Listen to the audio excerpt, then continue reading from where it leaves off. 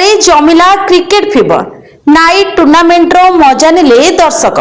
निमापड़ा स्थित star cricket field रे मां साथी भौणी क्रिकेट क्लब आनुकूल्य रे नाइट क्रिकेट टूर्नामेंट आयोजित हो जाइछि।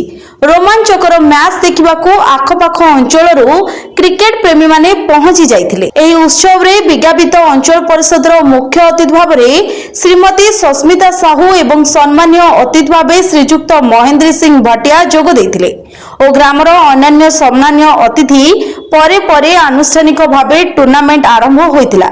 ए टूर्नामेंट को एमएसबी क्लब सभापति साइक्लोन पृष्टि और संपादक अशोक कुमार महारणा परिचालना करथिले। मो ना पूर्वतन प्रेसिडेंट थी।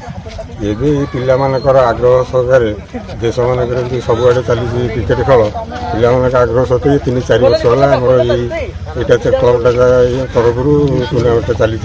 ए वर्ष भी से वर्ष चली पिला जो एकजुट नहीं आम ए बहुत खुशी अच्छु।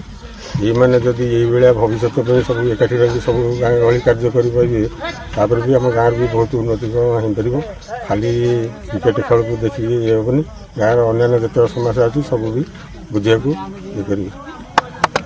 मो ना साइक्लोन पृष्टि मु एमएसबी क्लब रोटे सदस्य अटे।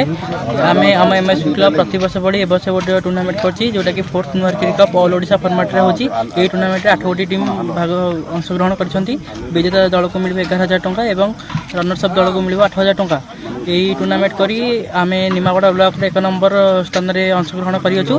जेहेतु एमएसबी क्लब गोटे नंबर 1 एमएसबी क्लब गोटे नंबर 1 क्लब भाव में निमापड़ा एनएसी रे परिचित तो से आमे ए टूर्नामेंट आयोजन करछु। एथिरे बहुत भल भल टीम आछंती जेमति कि हमर काकटपुर आछंती बळंगा आछंती पिपिली किंग आछंती प्रति वर्ष भली ए वर्ष मध्य आमे चाहबू आम टूर्नामेंट सक्सेसफुल हो।